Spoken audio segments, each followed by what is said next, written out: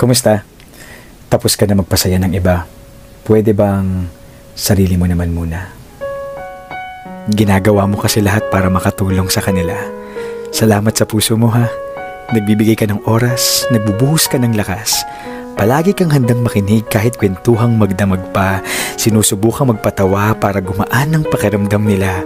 Minsan tuloy, nakakalimutan mo nang may sarili kang problema. Na matagal ka nang naghahanap ng saya.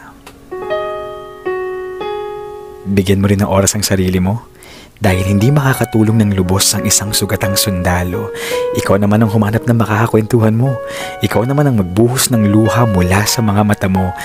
Dalangin ko na Diyos ang yumakap sa'yo na pawiin niya ang bigat na dinadala mo.